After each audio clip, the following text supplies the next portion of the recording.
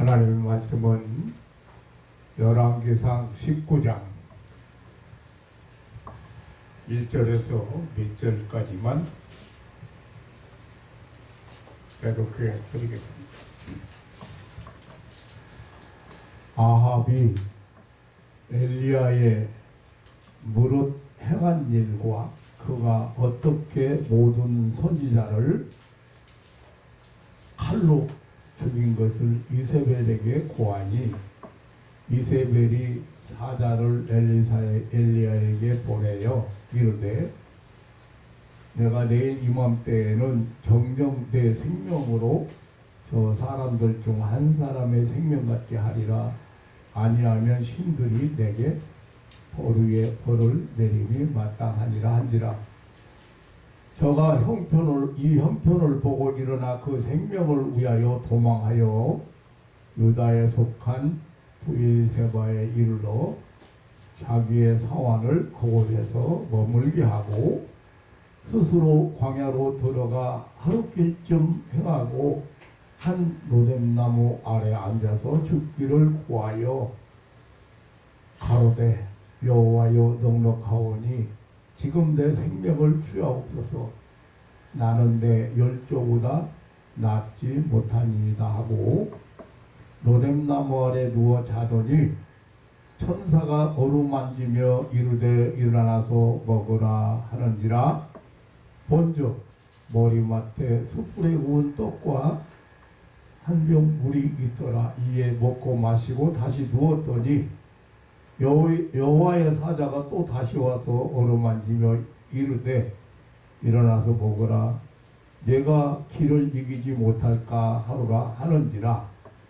이에 일어나 먹고 마시고 그 식물의 힘을 의지하여 40주 40야를 향하여 하나님의 산 호렙산에 이르니라. 8절까지만 해독해 드렸습니다. 17장부터 19장까지 모두 봐야 되게 오늘 그 얘기가 이해가 되는 말씀들인데 몇 절만 이렇게 대독해 드렸습니다.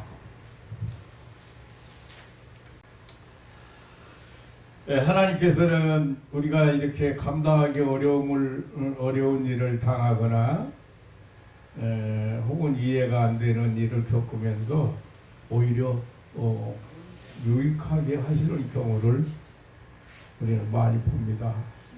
이것을 역경의 은총이라고 말합니다.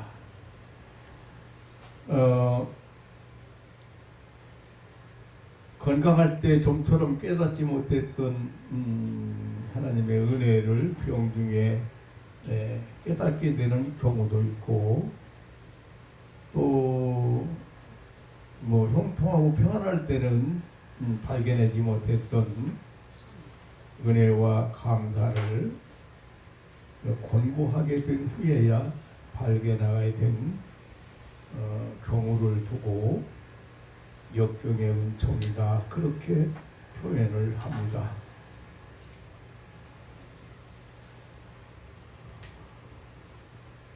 인생은 어리석고 미련해서 어려움을 겪거나 큰 고난을 당하고 나서야 잘못을 깨닫고 회개하기도 하고, 또 미처 깨닫지 못했던 은혜를 깨닫고 감사하기도 합니다. 오늘 본문은 그 유명한 엘리야 선지자 이야기입니다. 17장부터 계속해서 엘리야 선지자 이야기가 나옵니다.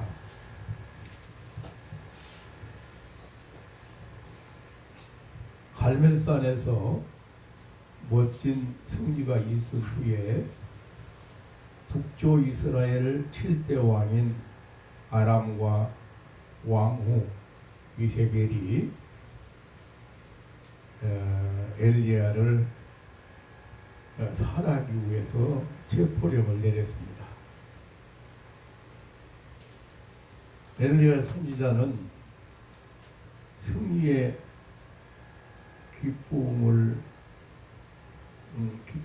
가시지기도 전에 도망가는 도망자 신세가 되었습니다.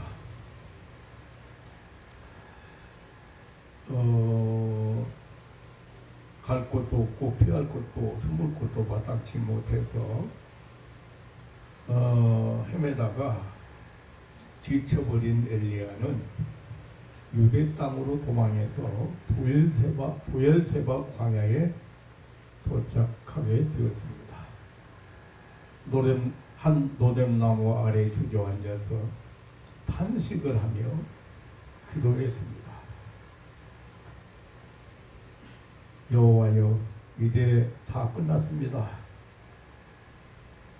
선조보다 나은 것이 없는 못난 자의 목숨을 거두어 주소서라고 하나님께 구했습니다.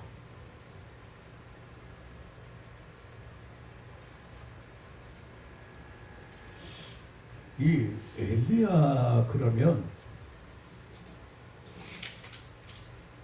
정말 대단한 선지자잖아요.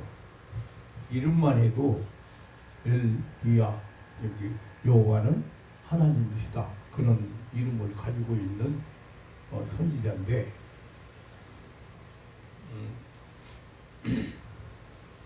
북조 이스라엘 7대 왕 아합왕의 우상 숭배죄로 인해서 하나님의 징계로 가뭄이 있을 것을 아합에게 고한 사람입니다. 근데 당시에 그 시돈 땅 에발의 딸 이세벨과 정혼을 하고 이세벨이 가지고 온 바알 신을 이제 섬기게 만들고 하나님의 사람들을 무조건 다 멸하려던 그런 위험한 시기에 17장 2절로 7절에 보면 17장 1절에 이하에 보면은 아합 왕 앞에 나타나서 당신 회개하지 않으면 이제 3년 내가 다시 이 말을 읽기 전에는 비가 안 올 것이라고 경고를 했거든요. 그는 죽음을 불사하고 한 겁니다. 그때도 17절에 보면 하나님께서 그리 시냇가로 피신시켰어요. 그리고 가마귀를 통해서 공급하는 떡과 고기로 기적적인 삶을 살았습니다. 가뭄으로 그리 시냇가가 마르자 사렙다의 가난한 과부에게 보내서 도움을 받았습니다. 17장 18절 24절에 보면 과부의 죽은 아들을 기도해서 살리기도 한 사람입니다. 그리고 이제 18장 16절로 45절에 갈멜산에서 아합왕의 바알 선지 450명과 참신이 누군가 하나님이 과연 누구인지 대결해서 승리하여 가뭄이 끝나고 비가 내리게 하고 영적 부흥을 일으킨 정말로 대단한 선지자입니다. 오늘 본문에 아합 왕이 이스라엘의 그 칼날을 피해서 부엘세바로 도망해서 노뎀나무 아래서 죽기를 간청했습니다. 대단한 하나님의 하나님의 선지자 엘리사가 얼마나 힘들었을까. 더 이상 어떻게 피할 곳이 없다든지 더 이상 소망이 끊긴 상태에 아니 과거에 그렇게 대단한 사람인데요. 지금 하나님 앞에 기도하기를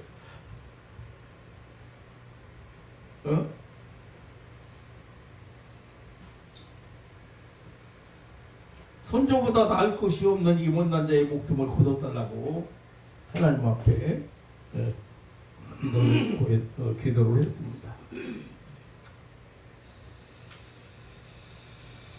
엘리야 선지는 지금까지 받은 은혜는 까맣게 잃어버리고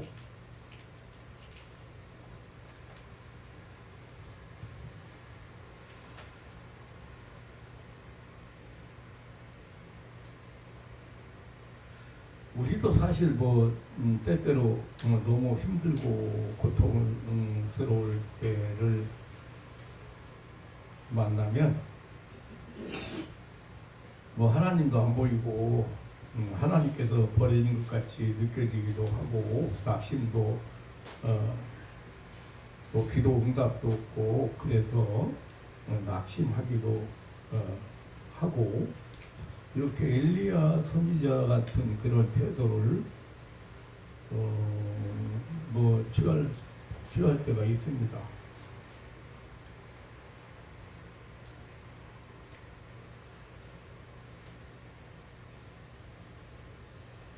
우리는 성경에서 한 사건을 이렇게 소개하면서 하나님이 어떤 분인가? 근데 사건 소개하면서 사람이 거기 나오잖아요. 근데 사람 얘기가 아니고 사실은 하나님 얘기거든요. 예. 여러분이 설교를 올바로 듣는가 잘못 듣는가도 마찬가지예요. 성경은 하나님 얘기예요. 그럼 지금 곤궁한 지경에 쫓겨서 도망갈 곳도 피할 곳도 숨을 곳도 없어져 버린 엘리야에게 엘리야 이제 반드시 죽일 거라고 지금 이제 체포령을 내렸다 이거예요. 그래서 도망가다 노뎀나무 아래에서 지금 탄식을 하며 부엘세바 광야 그에서 탄식을 하면서 한 노뎀나무 밑에 쓰러져서 탄식하면서 차라리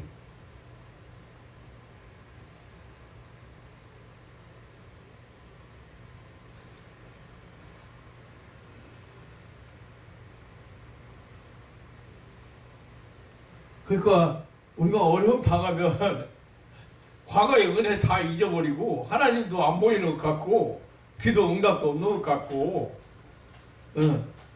너무 심하게 고통스럽다든지 낙심이 되면 그렇게 되는 것 같아요. 근데 엘리야 같은 유명한 선지자도 지금 이 상황에서 그런데 오늘 말씀드리려고 하는 것은 그런 역경을 겪는 중에 하나님의 은혜를 깨닫게 되었습니다.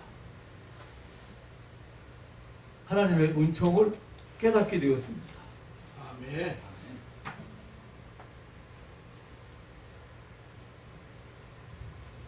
잊어버리고 있던 그리고 잘 모르고 있던 그 하나님의 은총을 깨닫게 되었습니다. 첫째는 하나님의 사랑을 발견하게 됩니다.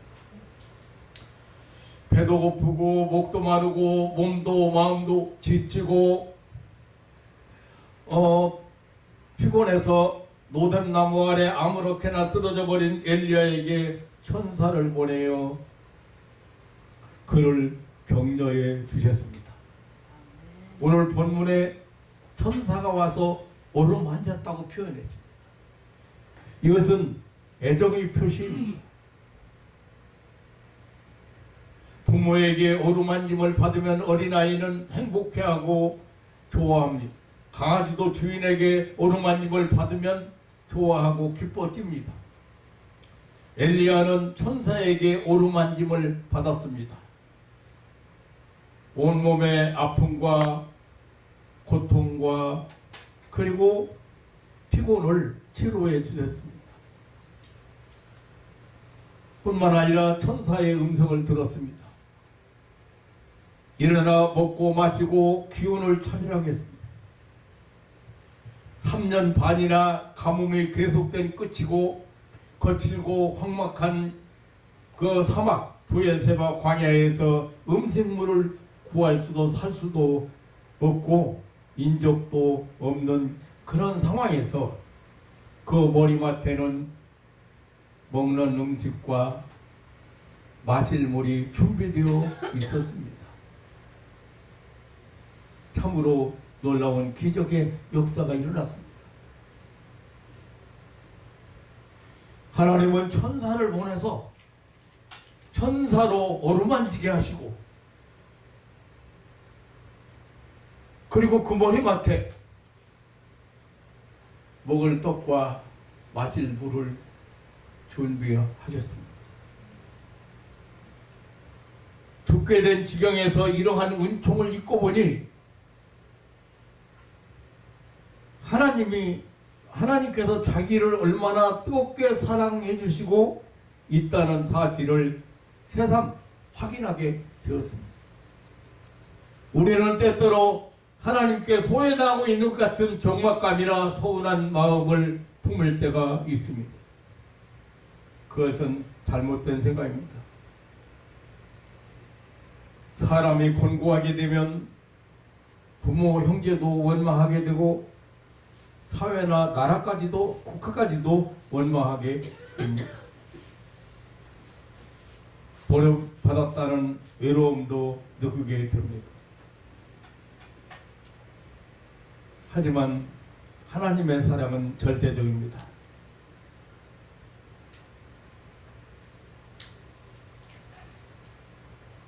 우리에 대한 하나님의 뜨거운 사랑을 발견하지 못한 탓으로 우리는 때때로 엘리야처럼 탄식할 수 있습니다.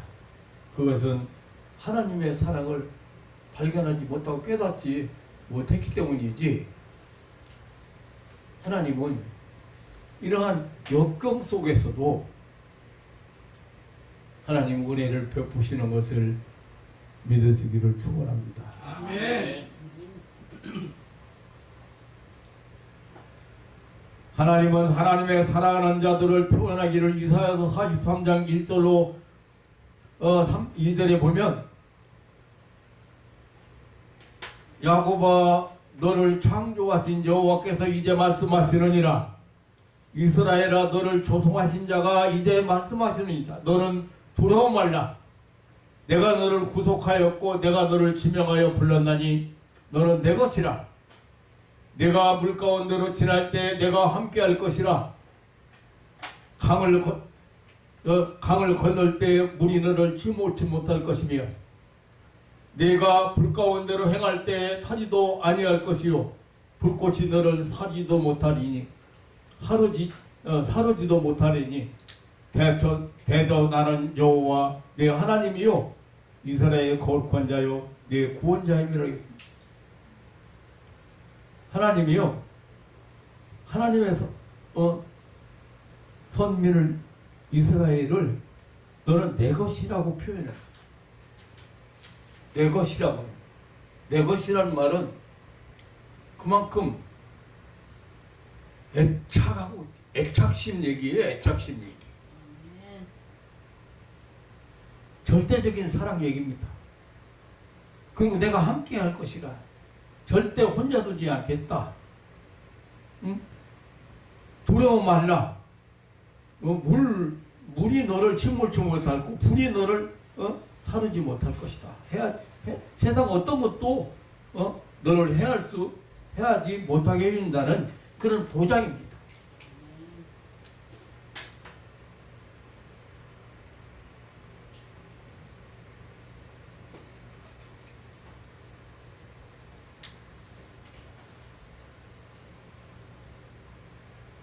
우리 막내가 옛날에 저 말리포로 해수욕을 갔는데 엄마 손을 갑자기 그 사람 많은 데서 갑자기 놓쳤어요.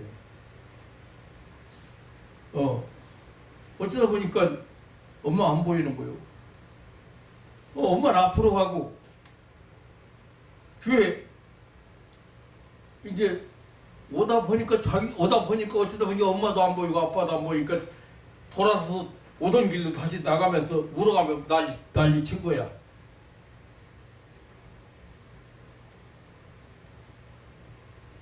그러니까 놓치는 사람들 어쩌다 보니까 이제 애가 없어졌으니까 찾느라고 난리치고 애는 울고 거기 돌아다니고 오던 길로 다시 막 하면서 울고 난리치고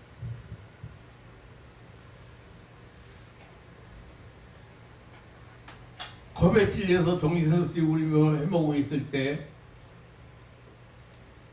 엄마가 찾아와서 아이의 손을 잡고 품에 안고 안심시켰습니다.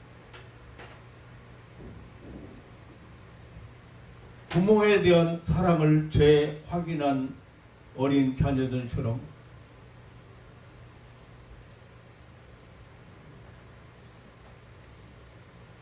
우리는 하나님의 사랑을 깨닫게 되면 복에 겨운 삶이 살게 되는 것입니다.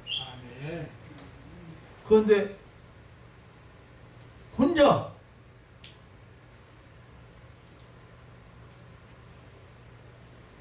잘못 판단하고 혼자 겁나고 혼자 두려워하면서 얼마나 그 어린 것이 놀려버렸는지 그 많은 사람마다 돼서 부모를 잊어버린 줄 알고 사랑하는 성도 여러분,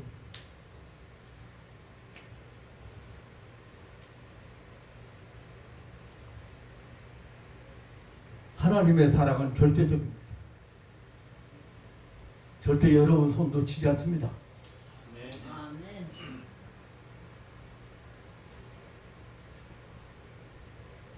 더 이상 살 길이 막막하고 더 이상 살 수가 없고 그래서 지쳐서 쓰러져서 노련나무 아래 쓰러져 있는 엘리야에게 하나님은 천사를 보내서 어루만지게 하시고 지치고 피곤하고 고통스러운 육체도 편안하게 해주시고 그리고 필요한 음식까지도 준비하신 하나님의 사랑을 재확인할 수 역경 중에 오히려 재확인하는 시간이 되었습니다. 두 번째로 엘리야는 자기 자신의 사명을 깨닫게 되었습니다. 사람은 자기 자신이 아무데에도 쓸데없이 되었다고 생각할 때 가장 비참하게 됩니다. 그러기에 엘리야는 자기 생명을 휴하여 가기를 하나님께 구했습니다. 이 사단 마귀가요, 이세벨은 사단 마귀를 대표하는 대표해서 표현했어요. 요한계시록 이게 대표해서 표현했어요. 이게 하나님의 사람들을 우상 숭배하게 만들고 하나님의 사람들을 핍박하고 죽이고 하는 역할이 이세벨이 했잖아요. 근데 이 마귀 사탄은 사람을 괴롭히는 가운데 아주 중요한 거 두 가지가 있어요. 첫째는 죄책감이고 두 번째는 열등의식이에요. 그러니까 죄를 짓게 만들고 실패하게 만들고 그래가지고 어디까지 몰고 가냐면 내가 이제 만난 사람들 보니까요 만난 사람 중에는 이런 사람 있어요. 너 쓸모없어.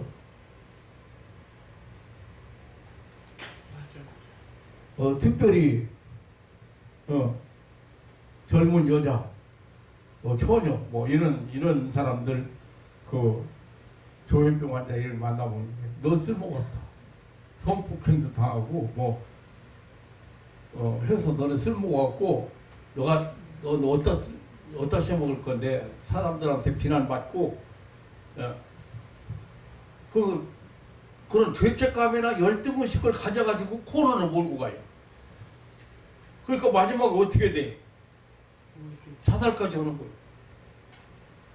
자살까지 하게 만들어요. 실수하는 사람, 허물 없는 사람 어디가 이 세상에? 또 그것 때문에 하나님이 그렇게 대단하게 뭐 문제시 안 삼어. 사람 다 실수 있고 다 죄인이고 다 허물이 있기 때문에.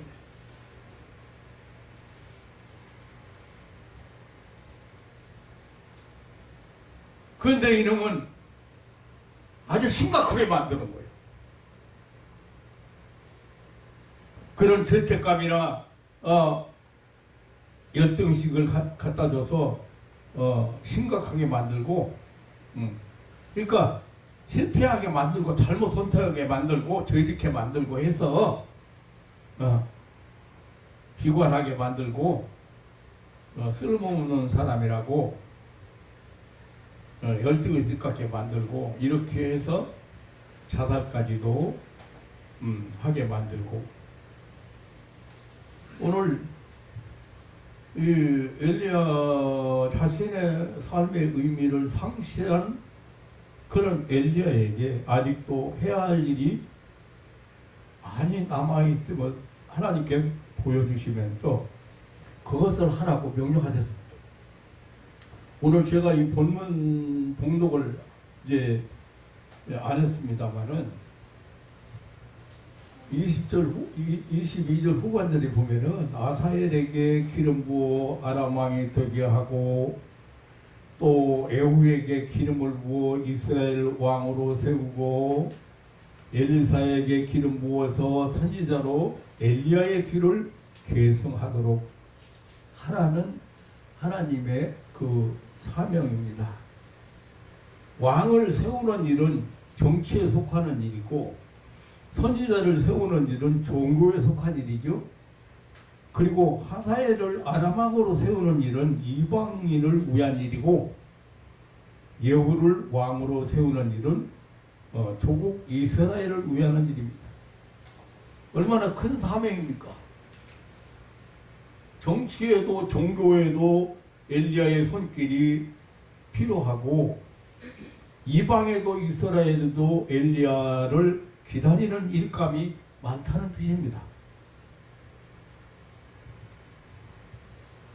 그러므로 엘리야는 아직 죽어서는 안 될 사람입니다. 하나님과 세상을 위해서 필요한 일꾼이라는 말입니다. 사랑하는 성도 여러분, 세상에 태어난 사람은 모두가 꼭 필요한 사람이고 살아야 할 이유가 분명히 있고 있습니다. 다시 말하면 사명적 존재라고 말이에요. 여러분 집을 한 채 짓는데 못 알아도 대단히 중요한 역할을 하고 있어요.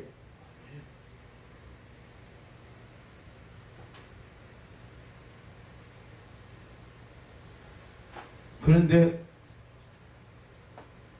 다 끝났습니다. 그만 저의 목숨을 거둬주십시오 하고 체념하는 기도를 하던 엘리야는 여기서 자기 자신이 아직도 하나님과 선민 이스라엘을 위해서 할 일이 남아있다는 자신의 필요성을 발견하게 되었습니다. 사실 인간에게 있어서 가장 필요하고 중요한 발견이라고 할 수 있습니다. 사명감 여하에 따라서 그 인생의 성패가 좌우되는 것입니다. 그런데 마귀는 철저한 이기주의자로 만들어가지고 자신만 알지, 예? 자신의 존재 이유나 존재 가치를 모른다고, 모르게 만든다고.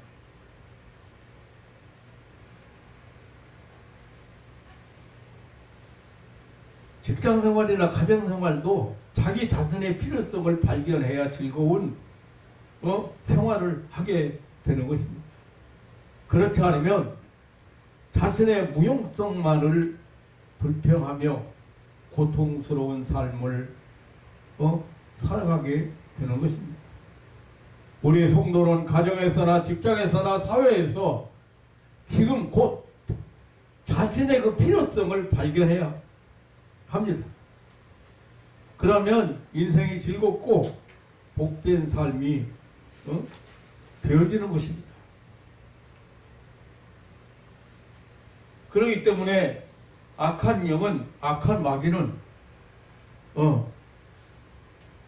철저한 이기주의자로 만들어. 아멘. 자기밖에 몰라.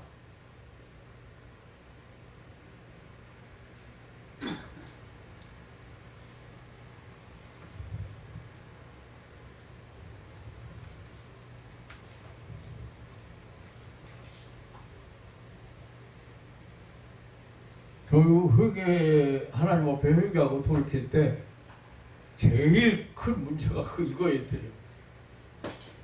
돌이켜보니까요, 남을 위해서 사는 게, 남을 위해서 공부를 열심히 하고, 내가 공부 열심히 한 것도 나를 위해서고, 나 성공하기 위해서고, 돈도 열심히 버는 거 나 위해서고, 모두가 다 알고 나만 위해서, 위해서 한 거예요. 하나님 편에서는 쓸모없다는 거예요. 쓰레기라는 거예요.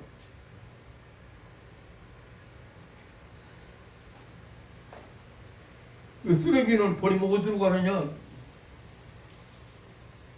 쓰레기 버리면 어디로 가요? 그럼 인간 쓰레기는 어디로 가요? 거기다. 그 하나님 앞에 제가 왜 쓰레기입니까? 그랬어요. 제가 왜 쓰레기입니까? 어디로 가느냐고 대답 않고 지옥으로 간다고 하겠어요? 한번 생각해봐요. 나보고 쓰레기라고 하는데. 지옥으로 갑니다. 꺼지지 않는 불에 갑니다. 쓰레기장으로 갑니다. 할 수 없잖아요. 그래서 반문한 거예요, 내가. 제가 왜 쓰레기입니까? 젊고 진실하고 열심히 있고 공부 잘하고 무슨 일을 시켜도 다른 사람 2배는 하고, 제가 왜 쓰레기입니까? 그랬어요.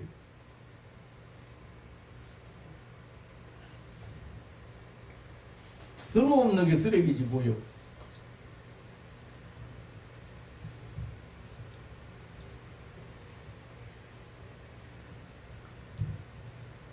그런데 얼마나 할 일이 지금 많아요, 엘리야가. 이것도 해라. 이방인 왕까지도 세우고, 조국의 왕도 세우고, 그리고 너를 내 후계자도 세우고.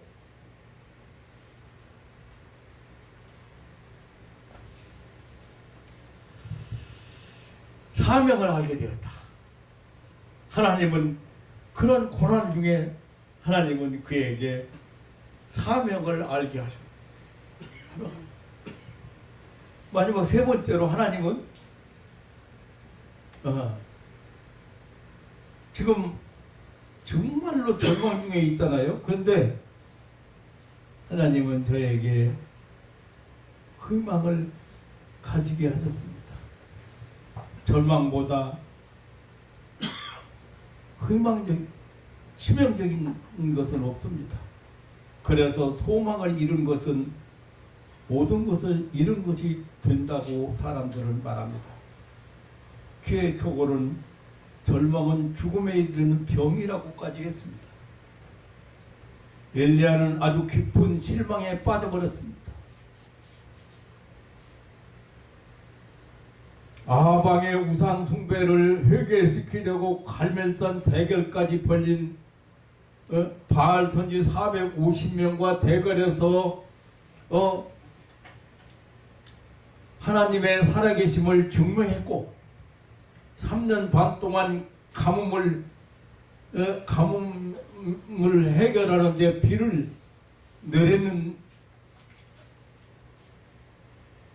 내렸는데도 아방의 우상 지금 엘리야가 생각하기로는 아방이 더 기승을 부리고 있는 거예요. 우상 숭배 배경 운동의 실패처럼 느껴진다 그 말이죠. 그리고 백성들의 태도를 보면 갈멜산의 광경을 보고도 경성하는 빛도 안 보이고 하나님 앞에 돌아오는 빛도 안 보이는 거예요. 450명과 대결을 해서 자 재물을 태우는 신이 참신이고 참 하나님이다. 그런 대결을 450명 했단 말이야. 하나둘의 바알 신들이 막 바알이여 바알이여 외치고 칼로 자기 몸을 상여가며 피를 흘려가며 소리 질렀어도 불이 안 내렸잖아요. 그래서 승리를 일으키고 하나님의 살아계심을 보여줬는데 백성들의 태도는 여전하다. 정말 실망했다고 말이에요. 하나님 앞에 회개하고 돌아오려니 생각했는데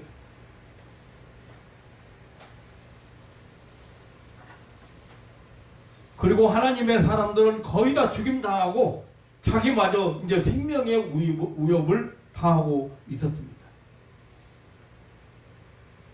그 이세벨 공주와 그 아하방이 얼마나 악한 역대 왕 중에 최고 악한 우상 숭배하고 탐욕하고 그냥 최고로 악한 왕이라고 하나님은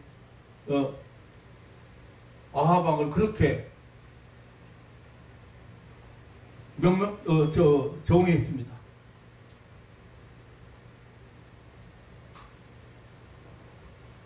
그때 얼마나 하나님 믿는 사람들 다 잡아다 죽이고 선지자들 다 잡아다 죽였으니까 자기만 남은 줄 알았어요. 자기만 도망쳐서 남은 줄 알았는데 상상도 못했던 사실을 깨닫게 되었습니다. 정말 놀랄 수밖에 없는 사실을 깨닫게 되었습니다. 이스라엘 백성 중에 바알에게 무릎을 꿇지 않고 입을 맞추지도 않았던 7,000명을 숨겨두었다는 말씀을 하셨습니다.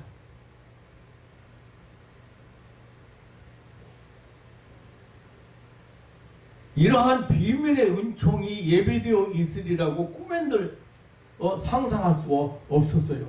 자기만 남은 줄 알았는데 바알에게 무릎을 꿇지 아니한 우상을 숭배하지 아니한 7,000명을 지금 남겨뒀다는 거예요.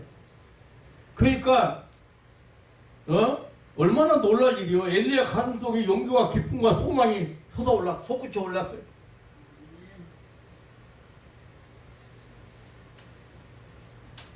요즘 세상 살아가면서 비관론 계속 펴나가는 사람 많이 있죠. 항상 검은 안경 끼고 세상의 어두운 그늘만 보는 사람 있습니다. 신앙인은 많은데 교인은 많은데 참 신자는 많은 것 같지 않습니다.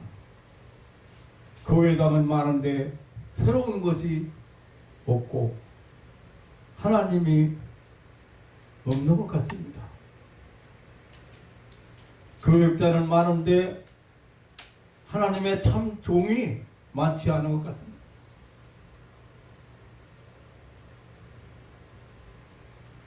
그런데 어느 구석인가 하나님의 숨겨두신 비밀을 볼 수 있는 신령한 눈이 필요하다. 하나님의 은총의 발견이 필요한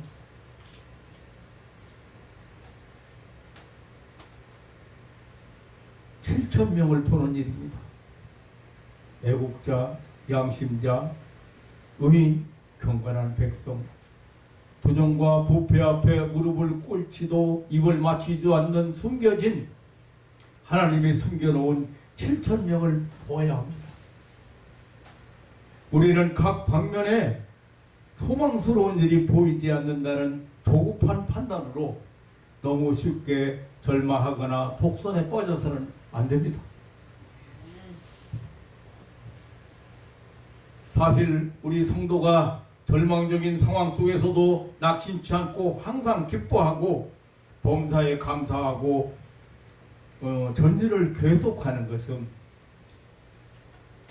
하나님의 주권적 역사관을 갖는 일이고 하나님이 예비해 두신 희망적인 국면을 바라볼 수 있기 때문입니다. 사람은 떡으로만 사는 존재가 아닙니다. 하나님의 말씀으로 산다고 그랬습니다. 하나님 주권 신앙으로 계속적으로 하나님의 은총을 발견하는 신앙인들이 되시기를 주님의 이름으로 축원합니다. 그것은 우리들의 삶에 새로운 의미와 기쁨과 힘을 부여하기 때문입니다. 우리가 지쳐 쓰러진 노뎀나무 아래 그것이 우리를 위한 은총을 발견하는 장소가 되어야 합니다. 요즘은 제가 가끔 제 얘기를 합니다만은 제가 1998년도 2월에 사직서를 제출하고 노예의 병가를 제출하고 나왔습니다. 기도원을 전전하며 살았습니다. 아이들 모두 휴학기를 내고 철거민 신세로 갈 곳이 없고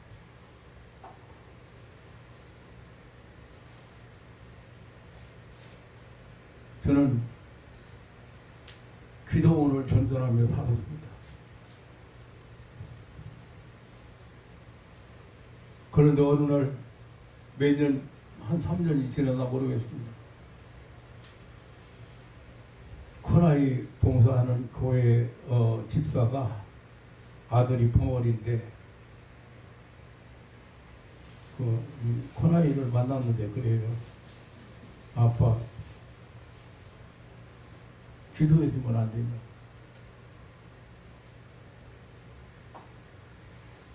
그 제가 어디서 기도할 것도 없고 그래서 서집사 아파트로 오라 해가지고 기도를 했어요. 그래서 그 여러 번 이제 부탁을 받고 제가 거기 오라 해가지고 그날 기도받고 갔어요. 그 다음날 8살인가 7살인가 먹은 아이인데 한 번도 아빠 소리도 못하고 이러네 봉어리. 그 다음날 왔는데 그 집사님이 목사님 얘가 오늘 아침에 태어나서 처음으로 말했어요. 놀라지도 않지 여러분. 아멘. 죽은 사람 살아났다 해도 안 놀릴 거예요. 이제 눈이 많이 왔는데 아침에 일어나더니 창밖 어디야 거실 밖을 내다보면서 와 눈이 많이 왔다. 아멘. 그 엄마가 얼마나 놀랬겠어요. 기쁨이 충만해가지고 이튿날 기도받으러 이제 2번째 왔어요.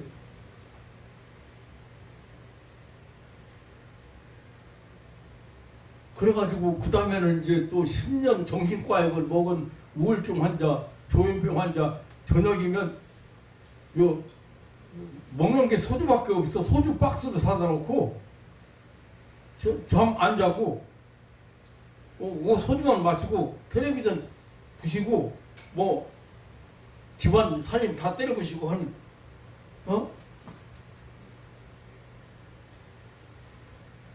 10년 동안 정신과약을 먹는 사람을 또 만났어요. 그또 이제 목사님 그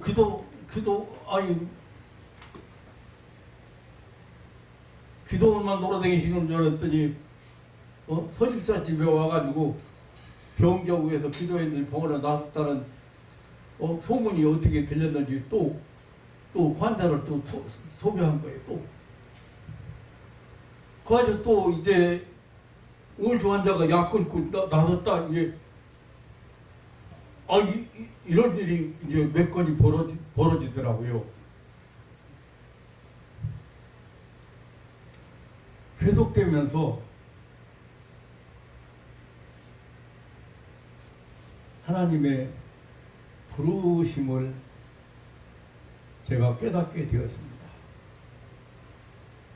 사명을 깨닫게 되었다고 말해요. 그래서 목회 20년보다 더 보람된 그 후로 20년 이상을 보내고 있습니다. 하나님 가만히 생각해 보니까요, 나를 통해서 이 세상에 태어난 아이만 몇십 명이에요.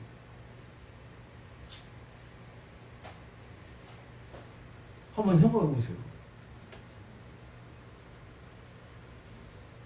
그때 아무 쓸모 없고 병들고 이제는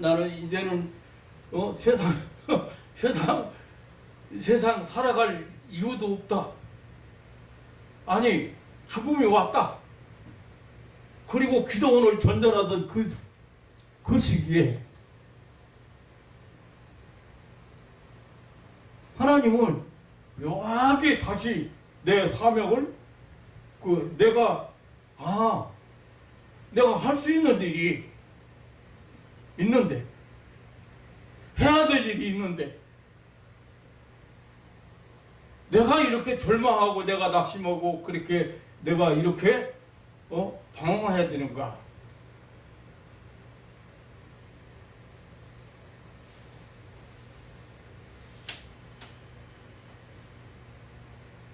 다시 시작한 것이 목회할 때보다 훨씬 일을, 목회 20년보다 지금 그 후 20년이 훨씬 더 일을 많이 하지 않았나. 여러분들도 나 못 만나서 여기 꼭 나 만나야 될 사람들이 여기 다 나를 꼭 만나야 될 사람, 아니 나를 만나야 되게 하나님을 만나야 될 사람들이지, 하나님 만나야 될 사람. 여러분들이 삶이 새로워졌잖아요. 세계관이 바뀌었잖아요. 가치관이 바뀌었잖아요. 아멘. 무엇보다 여러분들이 내가 살아야 될 이유를 여러분들이 알고 있을 거예요. 나 스스로만 위해서 살으려면 살 이유가 없어요. 옆에 남편이 있고 옆에 아내가 있고 자녀가 있고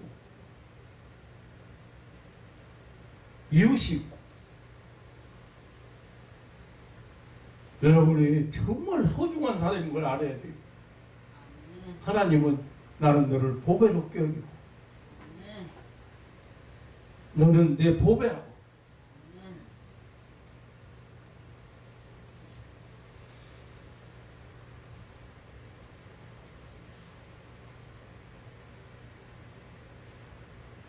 하나님은 역경 속에서 우리 자신의 연약함을 깨닫게 하시고 하나님의 은총을 발견하게 하셨습니다.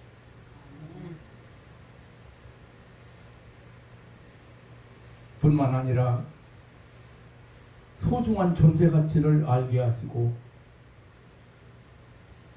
사명적인 이타주의적이고 사명적인 삶을 살게 하십니다.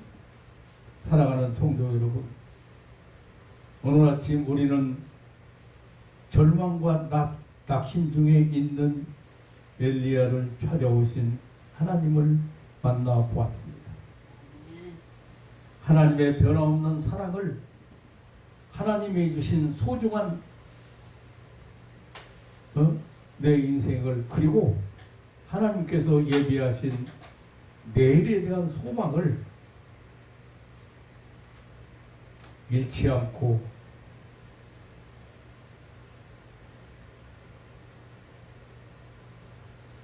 오늘의 승리자들이 되시기를 주님의 이름으로 축원합니다. 아멘.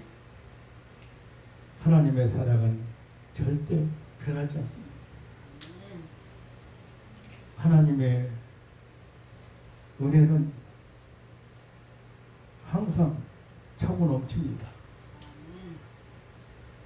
역경 중에도 하나님은 오히려 우리에게 은총을 깨닫게 하십니다.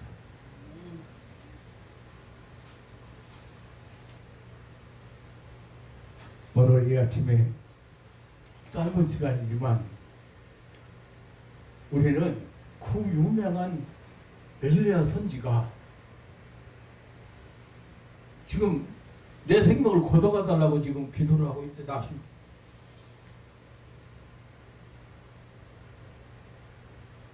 하나님 사랑 잊어버리고 하도 힘들어. 그런데 나 엘리야 선지자하고 비교가 될 수가 없지만 이 말씀을 읽는 순간, 열왕기상 그 읽어가는 순간에 내 생각이 문득 떠올랐어.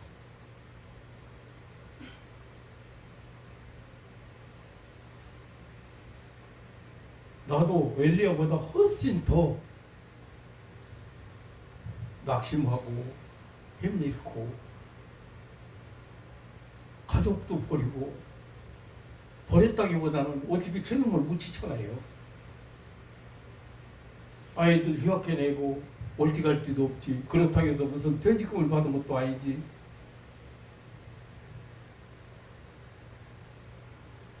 전 교회에서 나올 때 책 한 권 안 가지고 나왔어요. 다 교회에서 교회에서 준 돈으로 샀기 때문에 다 그 교회 물건이라 그냥 그대로 놔두고 연필한 대로 안 가지고 나왔어요. 또 가지고 나올 필요도 없고 어디다 갖다 놓을지도 없으니까.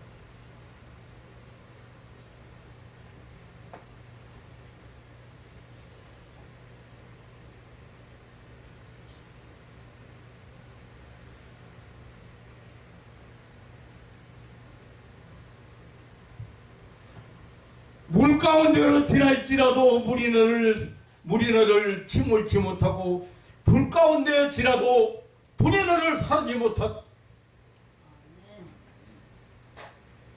내가 너와 함께하고 내가 너를 지켜주신다는 하나님의 분명한 약속.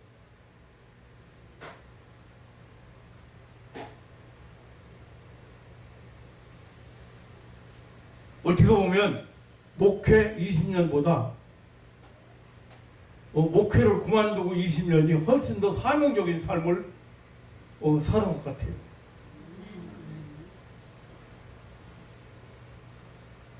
진짜 불치병 환자 한 사람 만났을 때 그러잖아요. 이 사람 하나님 아니면 근데 하나님이 보내줬는데 하나님이 책임지시겠지. 그리고 하나님이 보내신 것 보면 하나님이 너무 사랑하는 사람이에요. 그런 만 가지니까요, 하나도 기도 못할 이유도 없고 의심할 일도 없고, 병 났는데 의심할 일도 없고.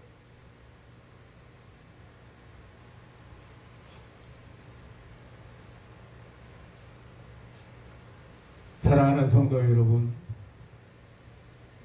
때때로 우리가 약해지고 지치고 쓰러진 노당나무 아래, 그곳이 바로 우리를 위한 은총을 발견하는 그런 장소라는 사실을 깨닫게 됩니다.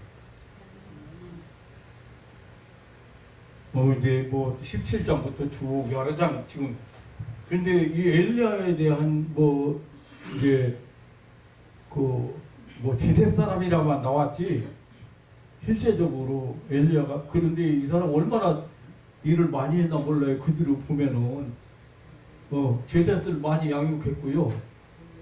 그때 선지 학교가 그 중에서 이제 엘리야를 뒤를 이을 사람이 누구예요? 엘리사잖아요. 엘리사를 키웠어요. 근데 이런 한 역사적인 이런 사건을 통해서 하나님께서 엘리사에게 새로운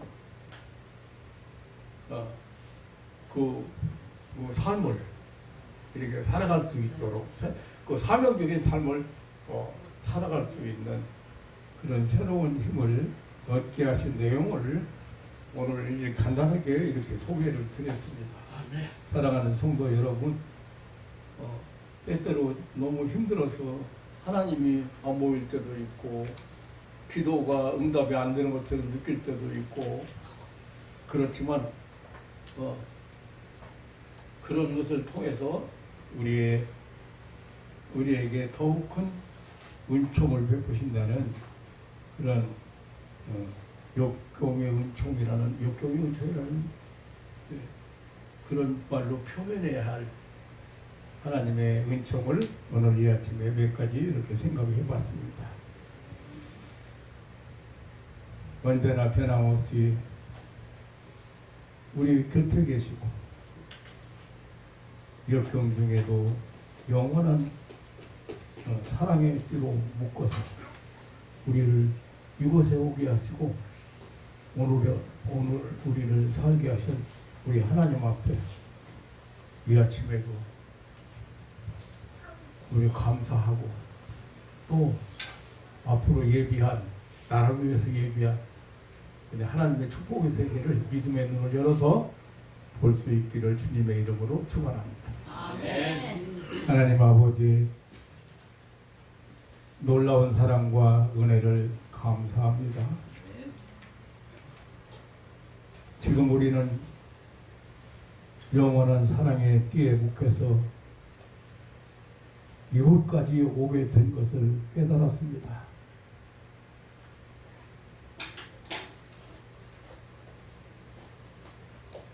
사랑하시고 살펴주시고 함께 하시는 하나님을 알게 되었습니다. 번민이 있는 자에게 안정을 주시고 불신과 불안 속에 사는 자에게 희망을 주시고 약한 자에게 강함과 담대함을 주시는 하나님, 질병에 걸린 자에게 치료와 회복을 주시고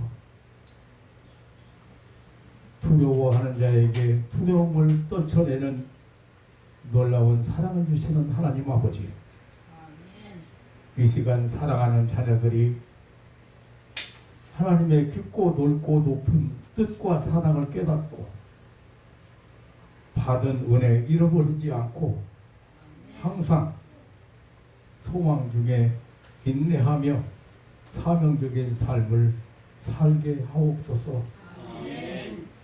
하나님의 살아계심과 역사하심을 만인 앞에 보이는 청인의 삶을 살도록 축복하여 주옵소서. 그리고 무엇보다 소중하고 보배로운 사명적인 삶을 살도록 축복해 주옵소서. 언제나 변함없이 우리를 사랑하시는 그리고 영원 무음까지 함께 하신다고 약속하신 우리 구주 예수님의 이름으로 기도하옵나이다.